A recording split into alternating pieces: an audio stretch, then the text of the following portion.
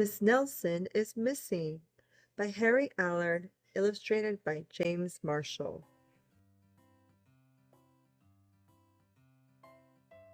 The kids in room 207 were misbehaving again.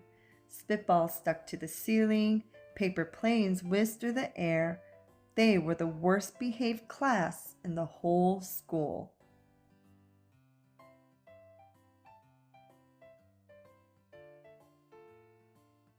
"Now, settle down," said Miss Nelson in a sweet voice. But the class would not settle down. They whispered and giggled. They squirmed and made faces. They were even rude during story hour, and they always refused to do their lessons. "Something will have to be done," said Miss Nelson.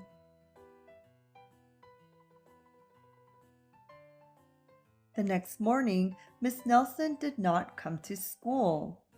"Wow!" yelled the kids. "Now we can really act up." They began to make more spitballs and paper planes. "Today, let's just be terrible," they said. "Not so fast," hissed an unpleasant voice. A woman in an ugly black dress stood before them. "I am your new teacher, Miss Viola Swamp," and she rapped the desk with her ruler. "Where is Miss Nelson?" asked the kids. "Never mind that," snapped Miss Swamp. "Open those arithmetic books." Miss Nelson's kids did as they were told. They could see that Miss Swamp was a real witch. She meant business. Right away, she put them to work, and she loaded them down with homework.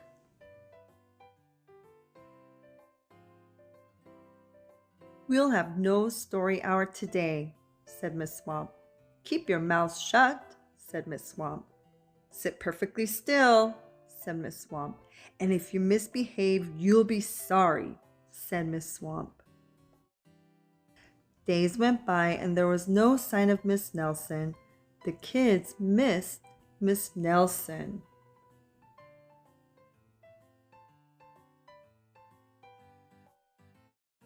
"Maybe we should try to find her," they said. Some of them went to the police.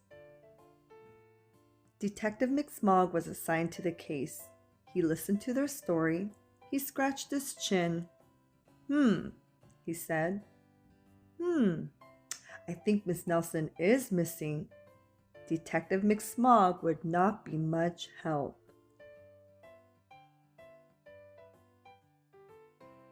Other kids went to Miss Nelson's house. The shades were tightly drawn, and no one answered the door. In fact, the only person they did see was a wicked Miss Viola Swamp come up the street. "If she sees us, she'll give us more homework." They got away just in time.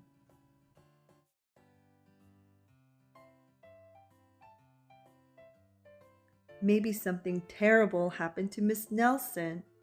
Maybe she was gobbled up by a shark," said one of the kids. But that didn't seem likely.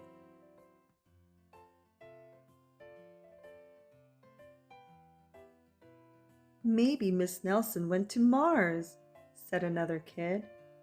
But that didn't seem likely either.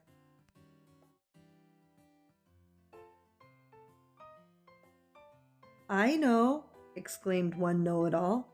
"Maybe Miss Nelson's car was carried off by a swarm of angry butterflies."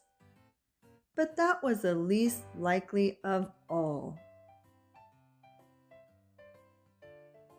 The kids in room 207 became very discouraged. It seemed that Miss Nelson was never coming back, and they would be stuck with Miss Viola Swamp forever.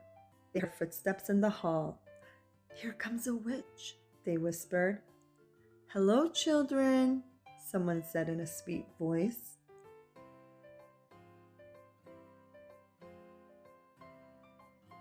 It was Miss Nelson. "Did you miss me?" she asked. "We certainly did," cried all the kids. "Where were you?" "That's my little secret," said Miss Nelson. "How about a story hour?"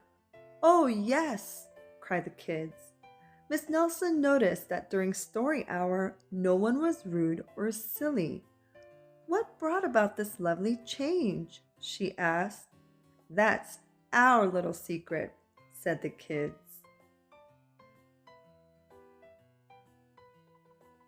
Back home, Miss Nelson took off her coat and hung it in the closet right next to an ugly black dress.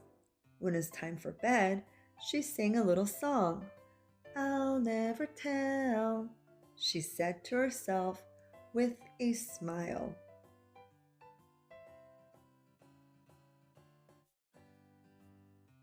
P.S. Detective McSmog is working on a new case. He is now looking for Miss Viola Swamp.